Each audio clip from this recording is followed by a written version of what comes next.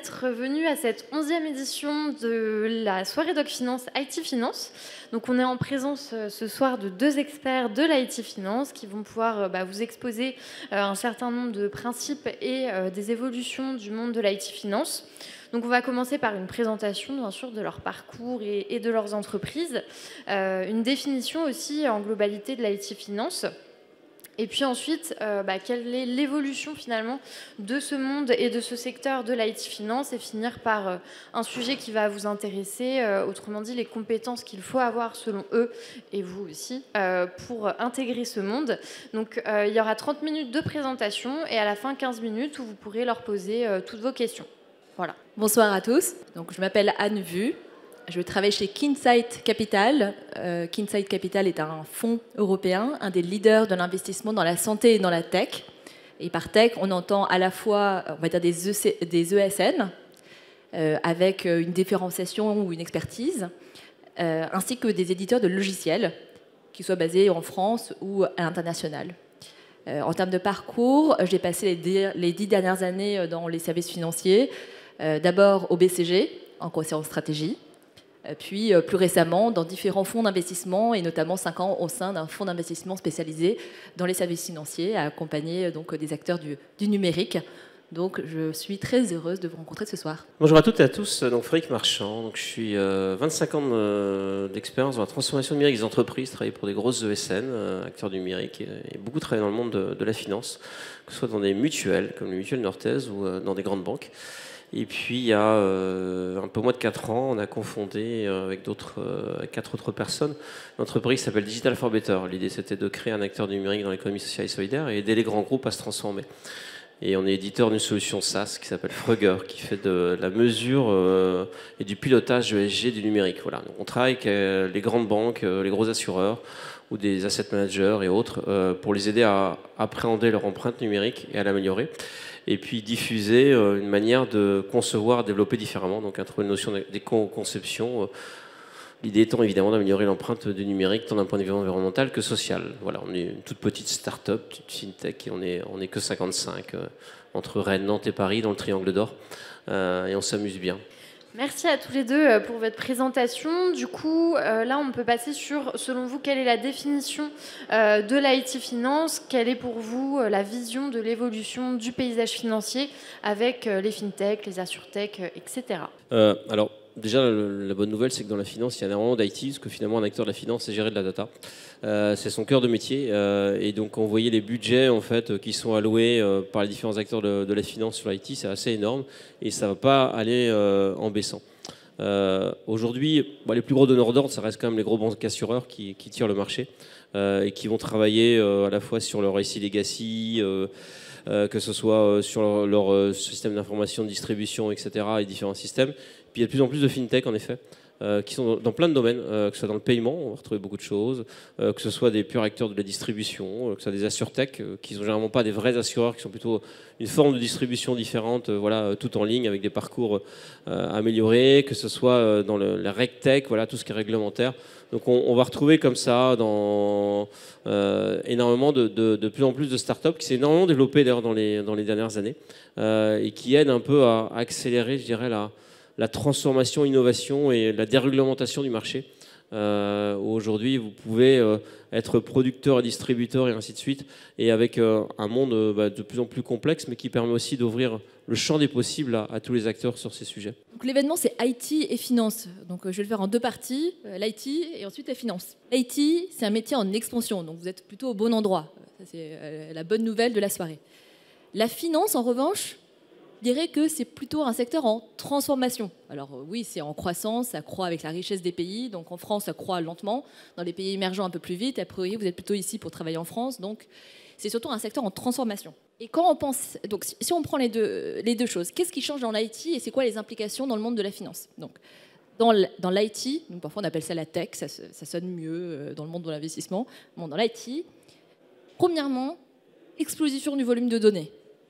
Et de la puissance de calcul. Vous voyez les valeurs boursières des sociétés qui font des semi-conducteurs, vous voyez à quoi ça correspond. Et c'est pour ça aussi que des sociétés françaises comme Pascal arrivent à lever plein d'argent, parce que tout ça, c'est des enjeux de puissance de calcul. Deuxièmement, la compétition est mondiale. Alors certes, aujourd'hui, on fait un événement France, mais la compétition est réellement mondiale et beaucoup plus en IT par rapport à d'autres métiers, et ça, vous le savez forcément tous. Troisièmement, c'est les utilisateurs. La part de la population qui sont des digital natives, qui savent ce qu'est l'informatique, qui sont nés avec l'informatique, augmente. Donc ça veut dire qu'en implication, vous vous doutez bien, de plus en plus de personnes savent utiliser et attendent ce type de service des établissements financiers avec lesquels ils travaillent. J'ai déjà commencé un peu ma deuxième partie. Donc, ça veut dire que tous les acteurs de la finance, donc j'arrive sur les implications. Qu'est-ce que ça veut dire pour la finance? Quand on dit finance, aujourd'hui, on parle des banques, on parle des assureurs, on parle des gestionnaires d'actifs et on parle de toutes les personnes autour. Les distributeurs, comme on parlait, les courtiers, ça peut être les éditeurs de logiciels, ça peut être les Accenture, dont certaines équipes travaillent que pour la banque ou l'assurance. Toutes ces personnes-là, elles sont dans un monde en transformation parce qu'elles voient des nouveaux acteurs émerger. Donc pour les banques, les néobanques, pour les assureurs, les néo-assureurs, enfin bon, je ne vous fais pas la totale. Pour les gestionnaires d'actifs, quand même, la troisième catégorie, il y a maintenant des investissements qui sont de plus en plus automatisés, qu'on appelle parfois des stratégies passives, parce qu'elles fonctionnent avec, on va dire, de l'intelligence de plus en plus informatique, avec de l'intelligence artificielle. Donc c'est des nouveaux acteurs et c'est des nouveaux produits qu'on voit arriver sur le marché. Un nouveau produit, par exemple, comme ce que Fruger va permettre à des acteurs d'être plus responsables, plus verts. Demain, la finance sera plus verte. Un nouveau produit. Il y a des nouveaux produits comme la crypto. Je crois qu'on avait parlé la dernière fois. C'est aussi des nouveaux services. Ça veut dire que n'importe qui dans la population s'attend en temps réel à avoir un accès 360 de leurs avoirs sur leur compte bancaire. Ne pas avoir ça, c'est égal une rupture de confiance. Donc pour moi, IT, un métier en expansion dans un secteur en transformation, donc vous êtes au bon endroit. Merci. Du coup, ça fait un peu la transition avec ce dont on va parler juste après. Selon vous, où est-ce qu'on en est finalement avec cette digitalisation de l'IT? Quels sont les enjeux, notamment en termes de sécurité? Vous en avez un petit peu parlé, Anne. Et est-ce que ça n'augmenterait pas aussi d'un autre côté les risques, puisque avec l'IA et la digitalisation de la donnée, qu'est-ce que ça implique en termes de risques, selon vous? Donc, bon, l'avantage, c'est qu'on n'en est plus aux cartes perforées dans l'IT, dans la finance, ça va. Mais il y a encore beaucoup de mainframe, par contre, c'est une vraie réalité. Il y a un héritage IT qu'on ne peut pas négliger et qui n'est pas si simple que ça. Donc, c'est pas que je vous incite à vous former au COBOL et développer en COBOL demain, même si les ressources sont très rares. Moi, j'en ai fait il y a très longtemps. Je ne le mets plus sur mon CV. Hein. Mais mon plaisanterie à part, on a quand même un secteur qui s'est fortement digitalisé dans tous les sens. Et qui est quand même assez mature sur ces sujets-là. Pour autant, il doit énormément encore améliorer un nombre de choses. On est loin d'être sans couture en fait dans les parcours. Et il a une énorme lourdeur pour lancer de nouvelles offres. C'est lié à son héritage en fait. Vous avez un héritage IT qui est extrêmement lourd en fait. Et donc à faire évoluer, c'est très complexe. Et donc aujourd'hui, c'est pour ça d'ailleurs qu'il se fait un peu disrupter par les nouveaux acteurs, parce que vous êtes un nouvel acteur, vous partez d'une feuille blanche et vous pouvez concevoir et designer des parcours sans couture qui vont être géniaux. Et aujourd'hui, vous avez des utilisateurs qui attendent quelque chose avec une super ergonomie, avec l'immédiateté de l'information, et chose que tous les acteurs de la finance ne savent pas forcément encore faire. Couplé à ça, il y a plein de choses, c'est que le réglementaire a tendance un peu à tirer vers le bas les acteurs de la finance. Le réglementaire, par définition, ça devient prioritaire dans les plans de charge des systèmes d'information. Et c'est très lourd, le réglementaire, en France et en Europe, notamment. Donc ça, c'est un sujet qui alourdit. Après, la cybersécurité, c'est un sujet d'actualité à date. Très clairement, elles ont toutes extrêmement peur de se faire hacker. Le risque est réel. Et on en a tous les jours des entreprises qui ont des failles. Donc là-dessus, c'est un sujet dans lequel elles investissent énormément. Elles investissent aussi beaucoup dans des sujets comme le paiement. Aujourd'hui, le paiement par carte bancaire, vous voyez, vous êtes en train de vous en rendre compte, hein, il est en train de disparaître, et puis vous avez plein de nouveaux acteurs qui prennent la main dessus. Donc pour elles, c'est une source de revenus qui est énorme. Si vous perdez les moyens de paiement, pour une banque, c'est très compliqué pour tout ce qui est grand public. C'est un vrai sujet très stratégique. Donc voilà.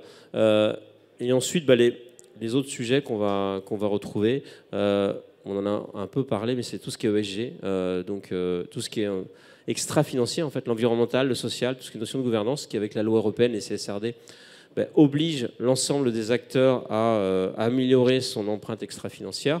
Donc à la fois un acteur financier pour sa propre empreinte, mais également ses parties prenantes. Donc à partir du moment où une banque accompagne une entreprise, elle investit dedans, ou c'est simplement son client, elle se doit, c'est de sa responsabilité d'améliorer son empreinte, de l'aider à l'accompagner. Donc c'est un vrai sujet extrêmement fort pour eux d'être capable aussi d'évaluer toutes leurs parties prenantes sur la notion ESG, et sur lesquelles ils investissent énormément et sur lesquelles la réglementation va se durcir. Donc ce qui fait qu'il y a un nombre de chantiers qui est énorme à opérer pour eux entre cet héritage IT qui est lourd et ces transformations à opérer qui sont extrêmement nombreuses. Donc c'est chouette parce que ça fait plein de challenges, donc c'est passionnant, j'ai envie de dire. Il y a plein de choses à faire dans l'IT, dans la finance, et ça permet de tirer plein de sujets très variés. Il y a un dernier que j'ai pas parlé, il y en a plein d'autres que j'ai pas parlé, mais c'est l'IA évidemment. En ce moment, tout investit à fond dans l'IA. Avec des cas d'usage pas toujours très sobres et pas toujours très malins, mais c'est pas grave, c'est l'effet de mode en ce moment. Bon, effet de mode qui fait un peu rire, parce que si on parle un peu techno, la plupart des langages ou des modèles qu'on utilise dans l'IA existent depuis très longtemps, depuis les années 70 pour certains. Donc voilà, c'est juste qu'aujourd'hui, comme le disait Anne, il y a beaucoup plus de data et la puissance machine, elle est à bas prix, donc on peut exécuter des choses extrêmement puissantes, à l'image de ChatGPT, de Copilot et compagnie. Mais évidemment, c'est un secteur d'investissement qui est énorme pour l'ensemble des acteurs financiers qui va transformer leur façon de travailler. J'aime bien ce sujet d'intelligence artificielle parce que c'est très sexy, c'est très shiny, tout le monde en parle. On a l'impression qu'on devrait tous se faire de l'intelligence artificielle. Et en fait, il y a toujours de new sexy thing tous les ans. Donc là, c'est l'intelligence artificielle. Je ne sais pas ce qu'on aura dans 2 ans. Mais en fait, quand on parle de IT Finance, il y a juste la base. Et quand on parle de la base, en fait, savoir faire la base, déjà, très bien. Quand on voit où est-ce qu'on en est dans les banques et les assureurs aujourd'hui en France, il y a encore beaucoup de processus papier. Il y a aussi des processus informatiques, mais qui consistent à copier une information d'un mail à un champ dans un bout d'applicatif métier qui ne communique pas avec un autre bout d'applicatif métier parce qu'ils n'ont pas été développés dans le même langage au même moment et où il n'y a pas encore le budget pour construire l'automatisation de la donnée entre les deux. Donc, entre guillemets, pas de stress si vous n'êtes pas encore dans l'intelligence artificielle et que vous n'avez pas un doctorat en la matière. Moi, ce que j'aimerais dire, c'est qu'est-ce qui reste en fait avec toutes les évolutions et toutes les innovations. Les priorités à la fin pour un banquier, un assureur et dans la finance, mais en fait également au-delà, c'est de trouver un moyen, grâce à l'IT, de faire mieux, de faire plus vite, de faire moins cher. Et si je voudrais ajouter quelque chose de très spécifique à l'IT pour la finance, c'est de faire beaucoup plus sécurisé. Beaucoup plus robuste, beaucoup plus sécurisé. Faire mieux, c'est pas très compliqué. Parfois, et pas toujours, en utilisant l'informatique, on arrive à faire des choses qui sont plus justes. Erreur manuelle versus un système informatique. Ça ne veut pas dire pour autant qu'il ne faut pas faire un changement de processus et de formation des personnes pour qu'elles utilisent bien les outils. On a beaucoup de données. Les données sont dans une qualité pitoyable. On sait faire beaucoup de data science, et beaucoup de statistiques compliquées et beaucoup d'intelligence artificielle. La plupart des gens les utilisent n'importe comment et en tirent des conclusions qui ne sont pas les bonnes. Déjà, juste, on regarde le nombre de régressions linéaires qui sont faites dans certaines boîtes de tech qui font de la data science et leurs conclusions, en fait, ils ne savent pas ce qui est... en fait, ils n'ont rien compris. Donc, j'aime bien mettre un petit... retournons aux bases. Donc, faire mieux, faire plus vite. Et vous êtes confrontés à ça et en fait, vous êtes les acteurs de ça. Évidemment, en informatique, en général, ça va plus vite, sauf quand ça bug. Donc évidemment, on essaie de construire des choses qui sont robustes et qui vont plus vite que si c'était un humain qui s'en occupait. Aujourd'hui, ce n'est pas juste digitaliser quelqu'un et d'enlever le travail de quelqu'un. Il s'agit de faire plus intelligent grâce à l'informatique. Typiquement, on fait du matching de, je ne sais pas, ça peut être de tout et n'importe quoi, de signaux, de transactions qui pourraient être de la fraude versus ce qui est effectivement de la fraude. Comment est-ce qu'on fait avec de l'intelligence pour faire quelque chose où la personne qui va devoir vérifier les signaux d'alerte ne vérifie pas 100 000 alertes pour un vrai problème, les fameux false positives. Et moins cher, et ça c'est très compliqué. Faire moins cher, c'est pas juste économiser des staffs, hein. Ça c'est pas très inspirationnel et personne n'a envie de faire ça pour aller piquer un travail à son voisin. Non, en fait ce qui va coûter très cher à l'avenir, c'est les évolutions réglementaires dont on a déjà parlé. Il y en a eu beaucoup par le passé, ça va continuer à l'avenir. Le prochain qui vient, c'est probablement, pour moi c'est Dora qui arrive. Donc en ce moment même, en Europe, on est en train de discuter de comment est-ce qu'on fait pour contraindre les banques et les assureurs partout en Europe d'être plus sécurisés. Il y a eu la guerre, hein, ça ne vous échappe pas, la donnée parfois aux US, etc. Donc on se dit, mais en fait, il faut qu'on soit beaucoup plus strict sur où sont nos données, à qui on confie nos données, à qui on confie, au final, le métier qui sous-tend toute l'économie. Est-ce qu'on va permettre à la Société Générale de confier activité X et Y à n'importe quel éditeur de logiciels qui est hébergé je ne sais pas dans quel pays et qui n'a pas de système de backup? Est-ce que vous savez, par exemple, que BNP n'accepte que des éditeurs de logiciels qui fonctionnent chez IBM? IBM, version pour les banques. En fait, il y a beaucoup de contraintes qui vont venir, de ces évolutions réglementaires et qui coûtent aujourd'hui très cher. Donc, évolution réglementaire. Deuxièmement, la fraude. À la fraude, ne copiez-collez pas des IBAN aujourd'hui, hein, parce qu'en général, il y a un petit malware en ce moment très malin qui change en fait le compte bancaire. Donc, vous pensez copier-coller celui de votre ami et en fait, vous l'envoyez quelque part en Ukraine. Voilà. Économiser évidemment sur certaines tâches, pour les réinvestir dans des tâches qui sont commerciales, qui sont dans l'accompagnement du client, pour leur conseiller les bons produits et pas vendre des produits dérivés à Madame Michu à Clermont-Ferrand. Je viens de Clermont-Ferrand, c'est pour ça que je dis ça. Pas d'acrimonie contre la ville. Voilà, plus vite, moins cher, mieux, plus sécurisé. À la fin, l'IT, c'est quand même fait pour ça. Et donc, encore une fois, on est au bon endroit aujourd'hui. Merci. Et du coup, en termes de métier, toutes ces transformations-là, ça va forcément se traduire en mouvance, on va dire, en création aussi de nouveaux métiers, en mutation de ceux qui existent déjà. Ça, vous en pensez quoi, si on parle purement recrutement? Alors, il y a des constantes qui ne changent pas. Je veux dire, savoir apprendre l'algorithme et passer d'un langage informatique à l'autre, ça restera toujours nécessaire. Et donc, même, il y a certains langages qui n'ont jamais changé et qui seront toujours là comme Java, d'autres qui changent tout le temps comme Angular, React et compagnie. Désolé de parler un peu technique. Et puis, mais par contre, l'algorithme, savoir concevoir un algorithme et apprendre un langage informatique, ça ne changera jamais. Donc conserver cette compétence-là. Le design est quelque chose qui prend de plus en plus de place, et tant mieux en fait pour vraiment concevoir des parcours ergonomiques qui guident envie et sans point de rupture. Donc là, c'est des choses qui vont se développer, c'est des compétences design, tant mieux. Les méthodes agiles, elles existent depuis déjà pas mal d'années. Aujourd'hui, j'en ai presque acquis et tout le monde est formé. Un point sur lequel tout le monde, par contre, n'est pas formé, c'est tout ce qui est faire du sustainable by design dans tous les produits numériques. Demain, il faut penser un produit numérique de manière à qu'il soit plus accessible, plus inclusif et éco-conçu. Parce que c'est un vrai sujet d'enjeu, à la fois de nécessité par rapport au réglementaire qui va se durcir, mais également d'enjeu, je dirais, par rapport à l'empreinte environnementale numérique qui n'arrête pas d'exploser, mais également par rapport au numérique qui est à la fois réuni, mais exclut beaucoup. Il y a énormément de publics fragiles face au numérique. Et c'est aussi un enjeu économique pour d'ailleurs les acteurs de la finance de ne pas se priver de ces clients-là, de ces usagers-là. Donc développer ces compétences-là, que malheureusement on n'apprend pas encore à l'école, que vous sortiez l'école d'ingénieur de commerce ou autre, c'est pas forcément des choses qu'on apprend encore beaucoup. Donc ça sera un gros plus là-dessus. C'est comme l'IA, hein, des gens qui ont une vraie compétence sur l'IA, il n'y en a pas tant que ça, malheureusement. Donc si vous arrivez à développer une vraie expertise sur ce sujet, tant mieux.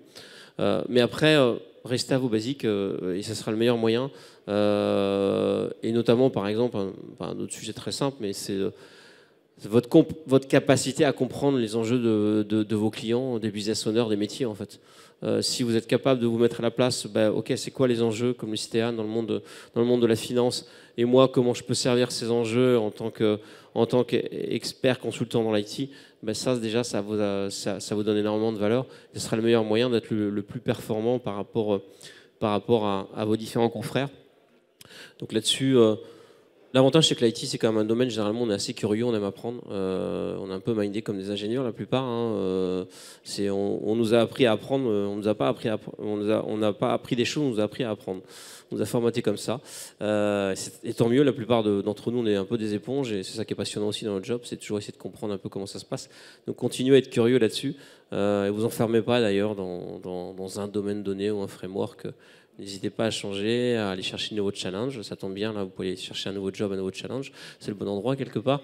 Mais c'est ce que je vous incite à faire. Et puis, soyez exigeants vis-à-vis de vos clients et de vos employeurs. Là-dessus, c'est important. Donner du sens aussi à votre travail. Alors, vous l'avez compris, moi, c'est un peu un sujet de cœur, hein, l'empreinte du numérique. Donc voilà, mais essayez de donner du sens. Je ne sais pas ce qui est important pour vous, mais on parlait de l'IA, par exemple. L'IA, c'est plein de travers, hein, c'est plein de biais sociaux, c'est une empreinte environnementale catastrophique. C'est pas que bien l'IA. Hein. Je suis pas contre l'IA. Il y a plein de trucs super avec l'IA. C'est comme tout. L'innovation, elle est intéressante si elle est vertueuse. Si on fait la somme des externalités positives versus les externalités négatives, on arrive à en dégager quelque chose de positif. Mais ce n'est pas toujours le cas. Il faut se poser les questions. Et vous-même, d'ailleurs, quand vous digitalisez quelque chose, posez-vous la question. Et ça aussi, c'est une plus-value que vous pouvez apporter, je dirais, à chaque fois qu'on vous expose un besoin. Tiens, OK, c'est quoi sa complexité technique, c'est quoi l'apport métier, mais c'est quoi aussi son empreinte environnementale, son empreinte sociale, et comment je peux maximiser les impacts positifs et minimiser les impacts négatifs. Et ça devient hyper intéressant intellectuellement à faire, mais ça fait vraiment sens pour tous. Donc ça, c'est toutes ces compétences-là que je vous invite à développer. Et après tout le champ des possibles vous sera ouvert là-dessus. Il y a plein de beaux métiers à faire dans l'IT, dans la finance. Donc, le début, c'était l'impact sur le besoin. Moi, je le regarde comme ça. Je dis, pour moi, il y a l'infra, il y a tout ce qui est applicatif, il y a tout ce qui est données. Alors, c'est pas exhaustif, mais ça me permet de simplifier. Tout ce qui est infra, évidemment, il y a le cloud, de comprendre qu'est-ce que ça veut dire, quels sont les différents acteurs. C'est pas difficile, il n'y en a pas beaucoup. Et je pense que le futur, déjà pour la France, il y a peut-être 5 ou 6 ans, certains projets de basculer d'un système on-premise à cloud, ça posait plein de questions de type est-ce que c'est robuste, est-ce que c'est fiable, qu'est-ce qu'on va faire de moi, et si jamais j'ai un problème, est-ce que ça va tenir la route. Je pense que ce verrou mental a sauté. On voit beaucoup plus d'institutions bancaires ou assurantielles basculer des parts de leur architecture applicative sur le cloud. Donc ça veut dire que pour des personnes qui veulent travailler dans l'IT pour la finance, c'est quand même bien de maîtriser le cloud. Et encore mieux, la version 2.0 de ça, c'est de maîtriser les systèmes hybrides. Parce que en fait, tout ne va pas basculer sur le cloud. Ça, c'est pas vrai. Premièrement, parce que ça prendrait vraiment beaucoup de temps. Et puis deuxièmement, parce qu'il y a des contraintes techniques. Parfois, pour des raisons de latence, pour des raisons d'optimisation de coûts également.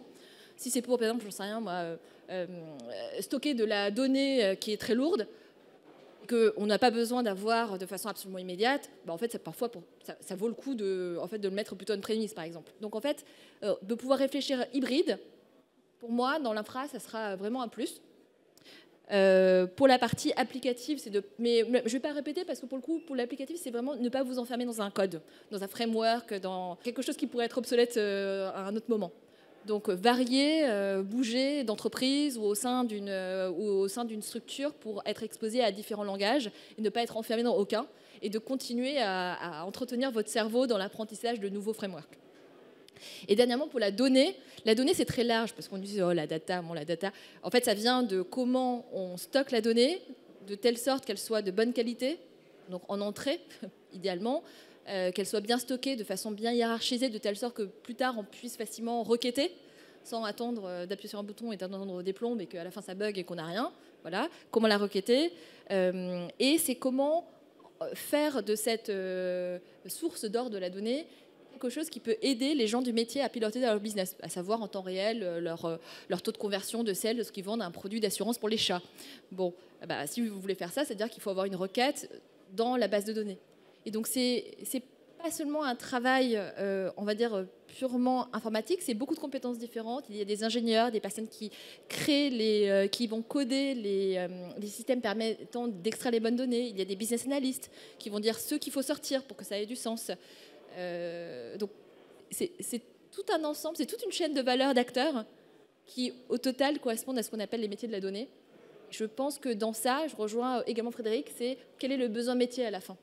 En fait, on met tous ces briques derrière pour répondre à un besoin métier qui est d'avoir du contrôle sur ce qu'on fait, de savoir ce qui marche et de ce qui ne marche pas en temps réel, ou idéalement en temps quasi réel, pour pouvoir corriger le tir.